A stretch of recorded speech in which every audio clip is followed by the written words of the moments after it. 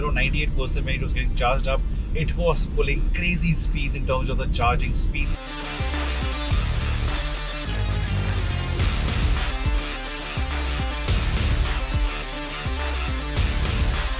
I have the AC controls on the screen for the front AC vents as well as for the rear AC vents. The screen rotates while standing still and on the move as well. Go to a nearby hill station or attack a few corners of course, this will not disappoint.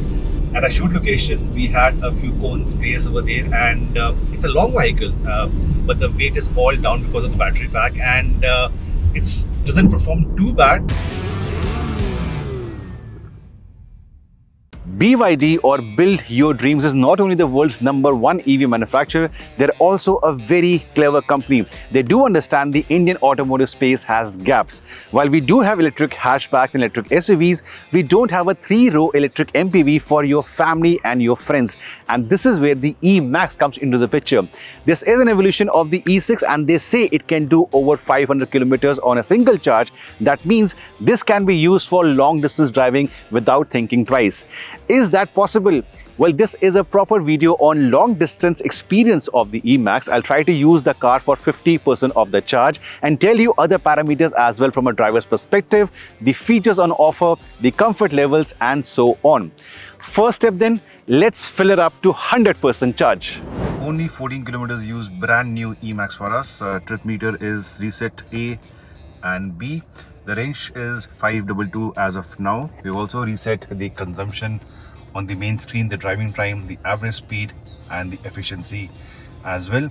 I will be in the eco or the comfort mode, not in the sport, especially for this drive. And with the eco mode coming in, you can look at the range, which is 522. Time to leave the hotel with the convoy of the eMax.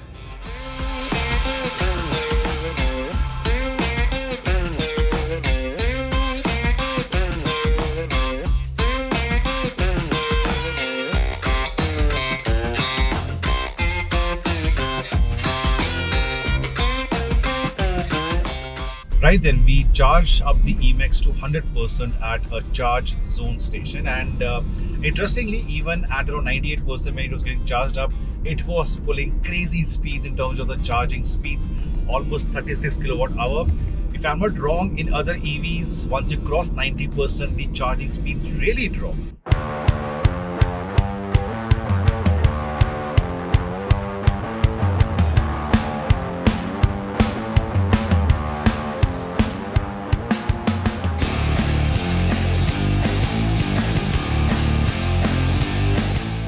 Now, this is a busy highway. We have 2-lane, we have single lane, we have diversions, we have barricading, and also it's not really an open 4-lane where I'm just cruising at 80, trying to keep 75-80 on the speedometer because a lot of traffic, and I'm told speeding cameras around. 2 people in the car, AC is on, and our luggage in the boot. In the first 10%, you would want to know we have covered 60 kilometers as per the odometer, which basically means in 10% 60, so roughly 600. That's phenomenal. The display showcases what you are achieving in the last 50 kilometers. So as you can see on the screen, in the last 50 kilometers, our efficiency has been 13.6 kilowatt hour per 100 kilometers. Ideally, I wanted to see the efficiency post by resetting the consumption, but that is not available. It's only for the last 50 kilometers. But I will be using the odometer and telling you the kind of kilometers we are covering in every 10% of the charge, plus a few things about the eMax that I wanted to tell you or you wanted to know.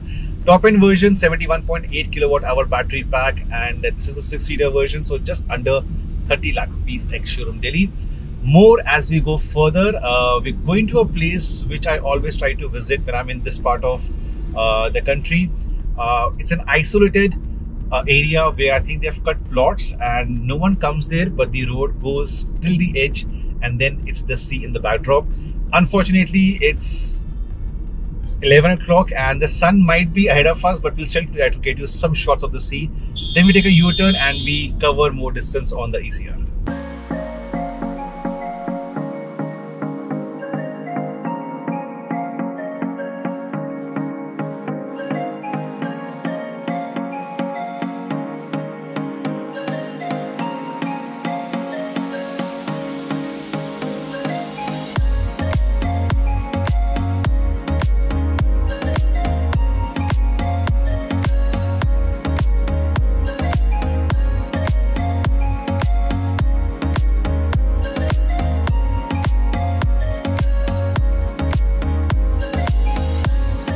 Now, before showing you the second and the third rows, something about the functionality from the screen itself. I have the AC controls on the screen for the front AC vents as well as for the rear AC vents. तो ये सामने भी है, उसके साथ साथ I can have go to the rear, control the rear ventilation and have the rear lock as well. इसके साथ साथ ventilation भी यहाँ पे आ जाती है. I can have the steps right over here and the windshield. Likewise, for the seat ventilation on the front seats, I have the control right on the screen. Super easy to use, and of course the screen rotates while standing still and on the move as well.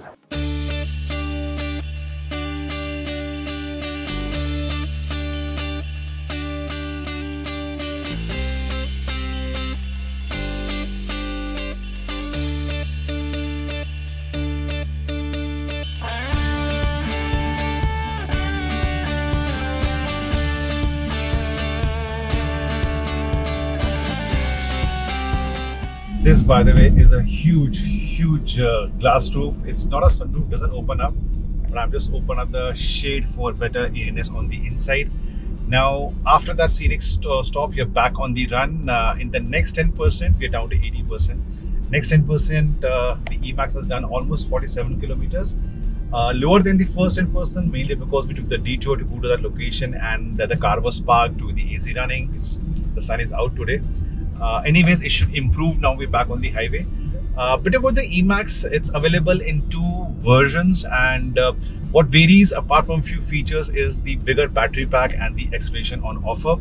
This one 6-seater can be used for 29.3 lakh rupees ex-showroom daily. If you opt for the 7-seater version, that's for 29.9 lakh rupees ex-showroom daily. And remember, in a lot of states you have EV incentives. You don't need to be the RTO and so on. So BYD is targeting a lot of buyers who may have a smaller MPV right now or an SUV, but because of the growing family, they want a bigger 3-row MPV. In that regard, how is the second row and the third row? Is it practical? Is it spacious for your friends, family, for your kids? Time to show you, and then we'll continue the run as well.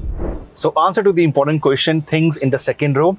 Well, frankly, you can't expect the levels of comfort and space that the Innova or the Krista or the Hector offers you in the second row, but things are not bad. This seat is for a driver who's 5'10". I stand 6 feet tall, and I have around a couple of inches of knee room left. So if you are shorter in height than me, you will have no issues at all. We are in the 6-seater version, comfortable seats, almost a flat floor, and the option to switch on the AC is right over here. AC vents now come in on this place, and the huge glass roof makes a world of difference. I'm also assuming this is more of a theater kind of seating. I'm seated slightly above these two seats, so my visibility is excellent from the second row point of view. Charging outlets, a place to keep your phone over there, large door pads, and of course you have seat pockets for your magazines and 2 different ones for your phones as well. So sorted in this regard. Last row, usable or not practical? Let me go there. Yes, I will go there. Now, this is better than expected. I have positioned this seat for a person who is 5'10". So 5'10" driver, 5'10" second row, and I stand 6 feet tall. My knees are not touching the back of this particular seat. Again, map pockets, and there are 2 cup holders, speakers, and the dedicated AC vents. Even the window is not too small, so anyone who is shorter than me, 5'9", 5'10", will have no reason to complain. Your kids will be happy. They'll have their own space over here. It's wide enough for 2 adults, and they can literally walk through this place in case they want to while coming into the eMax. So yes, it is decently good in terms of space and the visibility and the comfort on the inside for you, your friends, your families, or your kids. Boot space, not the best, but still have a look. With all the 3 rows in place, you have 180 liters of boot space, which is not the best, but what can you store? You can store night stallers like these, but in this manner, and a couple of shoulder bags right over here, nothing beyond that. However, if you do fold this and use this as a 5-seater or a 4-seater in this particular configuration, you will have far more space.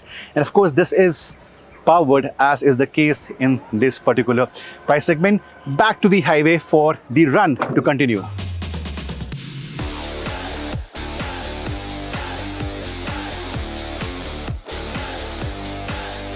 So 30% of battery has been used for 154 kilometers. You and I both were expecting a higher odometer reading, especially the last 10%, but we ended up chasing a yet to be launched version of the Himalayan. They're testing the rally version. So We were holding triple digit speeds for a few minutes, and hence the last 10% we have only done 47 kilometers. Nevertheless, in a variety of driving situations, including the detour we took, this kind of range is really fantastic and will take off the load from a driver's mind, the range anxiety. Suppose you're planning a trip which is around 750 kilometers for a single day, very much possible. Just plan your breaks, your breakfast and a snack break, or a snack break and lunch break with charging as well. So while you spend half an hour getting your bellies filled for lunch, in that half an hour at a decently fast charging outlet, this one can get a lot of juice back. So on a daily basis, even a long road trip in the eMax is very much possible. We'll still go on, getting a bit late, we'll still go on and try to see how much can we cover, because we have a flight to catch back to Delhi. Stay tuned.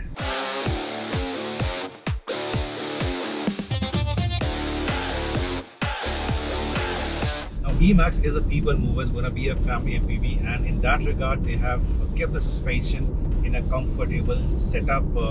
Of course, if you do go to a nearby hill station or attack a few corners of course, this will not disappoint. At a shoot location we had a few cones placed over there, and it's a long vehicle, but the weight is all down because of the battery pack, and it doesn't perform too bad. But again, if you did have this question in your mind that I want to go to a hill station, how will it behave? Well, don't be worried. But yes, from a family point of view, from comfort point of view, suspension has been tuned that way. NVH levels, I do get to hear the suspension noise every now and then. That could have been controlled in a better manner, given that they are positioning this as a premium offering. But yeah, that's some work they could do further on to control the road noise coming in. I would have preferred a lower road noise. I'm at 80-85 right now, but the road is picking up those imperfections on the road easily. Unfortunately, I could not do the 50% test because we are short on time. I have a flight to catch back to Delhi. But on the screen right now, 185 kilometers in approximately 36% of battery, which means on a full charge, 500 plus is possible with the AC running in a variety of driving situations. And we have seen this in the past as well. Personally, what BYD claims they deliver in terms of their real world driving range. India's only 3-row electric MPV, good amount of space for 6 or 7 people, long distance features, looks far better than the E6, very good for those who have always had a range anxiety question in their mind. And the pricing is definitely the icing on the cake.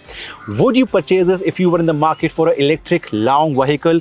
Yes or no, and why? Let me know in the comment section below. Thank you for watching.